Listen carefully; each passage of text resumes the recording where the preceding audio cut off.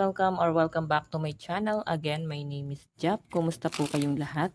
Okay, so yan guys, maraming salamat po sa walang sawang pagsubaybay sa ating pong daily love reading. And kung ikaw ay bago pa lang sa ating channel, mag-subscribe na po kayo and i-click mo na rin yung ating notification bell para lagi kang updated sa ating mga bagong upload.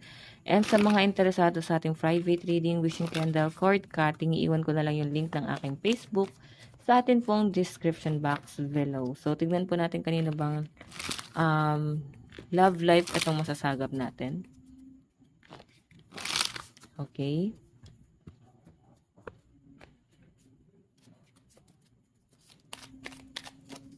So, meron po tayong engagement ring. So, I think engaged kayo nitong taong to, no? Mari may nag-propose. Ayan, maganda naman to, guys. Gusto na ng person mo na mag-commit talaga sa'yo. Yung pang long term na talaga. So, sa mga in relationship to, guys. Meron tayong, oh my God, yun lang. Okay, sige, latag mo na natin lahat.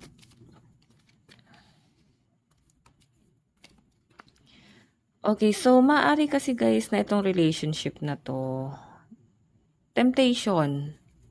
May temptation pa rin guys. Or pwedeng may pagdududa pa rin kayo. Naiisip nyo na baka itong person na to is iwan kayo. Takbuhan na lang kayo. Nandun kayo sa point na nag-overthink ka talaga na baka siya ay matempt pa po sa iba. Okay? So, may nakikita ko guys na pwedeng ilang beses na kayong na-engage. Pero parang hindi guys talaga siya natutuloy. Siguro dahil kayo sa pag-overthink. Okay? Sa sobrang pagmamahal tong nasasagap ko guys. Tignan pa po natin yung mga energy nyo guys, okay? So, hayan, iwasan na guys yung pag-overthink kung gusto talaga mag-work itong relationship na to, no? Tignan natin yung energy ni person. Okay.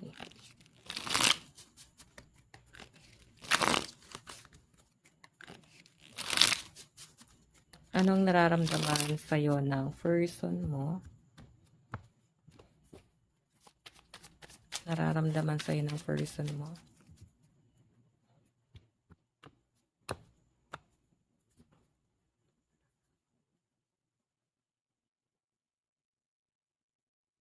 Okay, then, ano naman ang nararamdaman? Okay, nararamdaman mo sa person mo, sorry naman. Okay, nararamdaman mo kay person.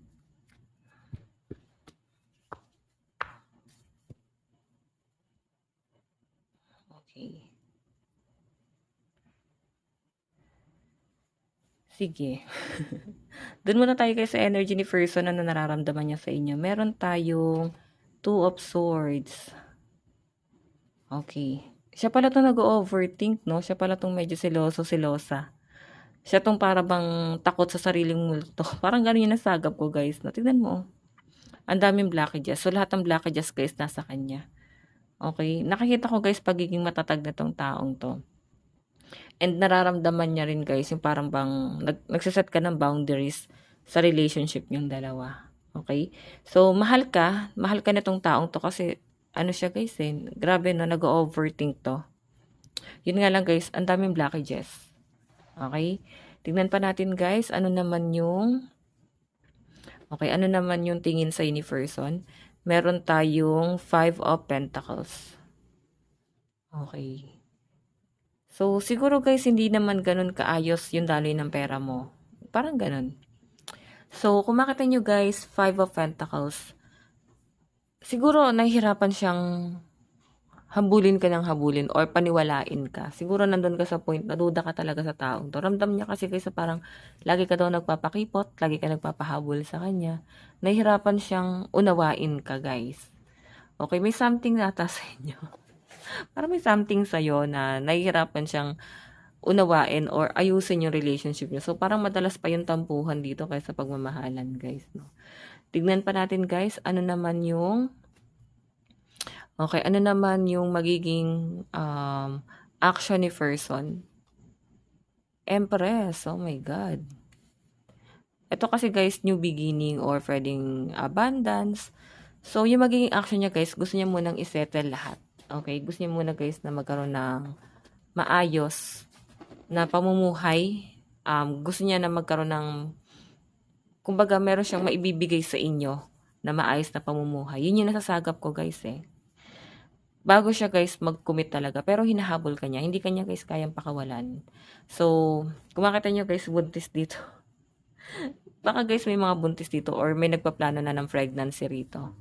Okay, nagpaplano na ba kayong magsama ni person? Sabi ko nga is parang engaged pero parang laging nade-delay sa malinaw na nasasagap ko dyan. Okay? Tignan natin guys ano naman yung outcome. Page of Swords. Alam mo, ang tigas mo. Ang tigas mo, ng tigas ng loob mo. Talagang nakikipagmatigasan ka sa taong to. So, yung may advice ko sa'yo, kung hindi mo gusto tong taong to or kung ayaw mo talaga sa kanya guys, let go mo na. Kasi ang nararamdaman sa'yo ng person mo, ang tigas mo, nakikipagmatigasan ka sa kanya. Ang hirap kunin ng loob mo. Okay?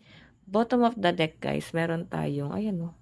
Lagi ka nagtatago, ano ba to? Black, unblock, black, unblock. Parang napaka-immature netong relationship na to guys.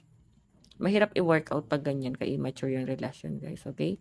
So, tignan pa natin, ano naman ang nararamdaman mo kay person.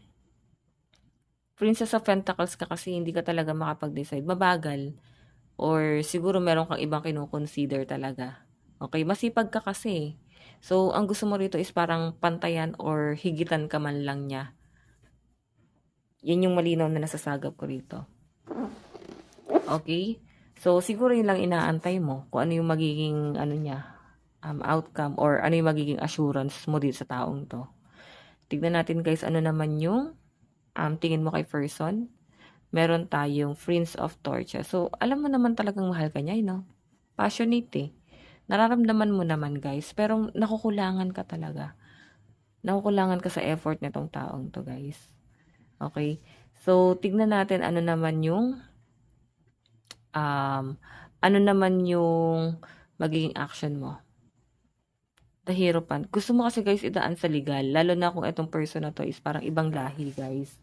So, parang gusto niyo guys, gusto mo ng settlement. Or, ayun nga, gusto mo idaan sa legal, like, pakasalan ka niya, panindigan ka niya, ibigay niya yung assurance na gusto mo dito sa relationship na to.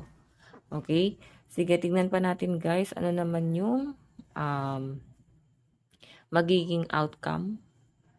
Okay, so Prince of Cups. 'Di ba? Mahuhulog ka talaga sa taong 'to kung lahat ng etong sinabi natin is makikita mo sa kanya. Pero siguro kasi ngayon, parang nakikita mo siya walang plano. Wala pa siyang sariling decision sa buhay. So parang nahihirapan ka na mag-commit sa kanya. Okay? Meron tayong 9 of Torches and 10 of Pentacles. So ito guys sa family. So ikaw family-oriented ka eh. Ibinibigay mo lahat sa pamilya mo. Okay? Sila yung mas priority mo, guys. Yung pamilya mo. Sa ngayon, nakikita ko rin na parang may business ka rin na gustong simulan dito. May nakikita rin ako para bang nagpa-process ka ng visa. Baka mag-travel abroad or mag-abroad ka na. Baka nakikita mo na mas okay yung ano mo doon, future mo sa abroad. Kasi ito guys, stability eh. So, mas focus mo talaga yung career mo, guys. Okay? Okay, so nakalimutan ko sabihin guys, no, sa side ni person, malakas pang mga earth sign, Capricorn, Taurus, Virgo, Aries, Leo, Sagittarius, Aquarius, Gemini, Libra. So sa side mo naman, ayan, meron tayong Capricorn, Taurus, Virgo, Cancer, Pisces, Scorpio, Aries, Leo, Sagittarius. Okay, tignan natin guys ano yung magiging outcome dito sa relationship na to. Outcome. Ano yung magiging outcome? Meron tayong illness. Ayan. May mga nagkakasakit or nasasaktan ka na. Readiness. So, pinag-iisipan mo guys, meron kang pinaghahandaan ngayon sa connection yung dalawa. Si person mo kasi talagang desidido siya eh. Pero nasasaktan ka talaga. May conflict dito sa taong to na hindi mo kayang tanggapin. Okay naman sana siya pero may bagay talaga na ayaw mo pang tanggapin sa kanya kasi alam mo sarili mo masasaktan ka. Komplikadong tao yata to. Okay. May ibang person pala siya guys. Or third party ka. Or nasa third party ka. Ay na meron siya kailangan ayusin muna dito. Kung gusto niya muna guys na mag-commit na talaga sa inyo. Kung baga ayusin niya muna yung gulo niya. Or kung may naunang asawa to, baka yun din, no?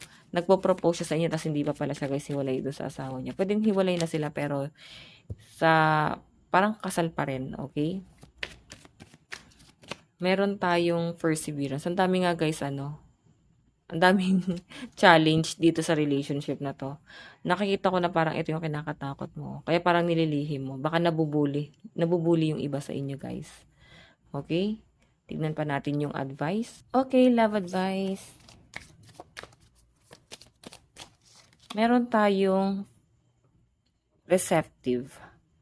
Be ready to receive what fate has planned for you. So, siguro may new person, may bago, no? May iba pang paparating sa inyo, guys, na parang kino-consider mo or pwedeng meron ka ring ibang option, no? Marami nagkakagusto sa inyo, guys. Advice, meron tayong heart. Ayan, may nakikita ko ditong pregnancy. Or natatakot yung iba sa inyo kasi delay. Hindi pa dinadatnan, guys. Okay, tignan natin, guys, mensahe sa'yo ng person mo. Mensahe sa inyo ni person. Meron tayong, it's time for me to heal now. So, alam nyo guys, talagang feeling ng person mo, ikaw yung nakakatulong sa kanya na mag-heal. Meron tayong, you and I were too young. Siguro nung nagtagpo kayo, mas masyado pa kayong bata that time. Yan, ang hirap ilaban. Okay? Or pwedeng sinasabi niya yun sa inyo, masyado ka pang bata para sa kanya. Meron tayong, so many things remind me of you. What else? I am afraid to contact you. Ayan. Sa no contact, guys, kung di pa kayo, guys, nag-uusap, naiinip ka, parang feeling nyo, guys, hindi na kayo mahal talaga ng taong to kasi hindi ka kinausap. Natatakot lang to. Pwede kasi na, pwede ka magalit sa kanya. Okay, meron tayong you came closer than anyone. So, ito, guys, itong taong to, sa nakikita ko, mahirap kunin yung loob nito. Ikaw lang yung talagang napalapit sa kanya, guys. Ikaw yung parang pumukaw sa attention nito ni person, guys, no? Okay? So, hayan guys. Ito lang naman po ang inyong daily love reading. Bukas po ulit. God bless and love you all. Bye-bye po.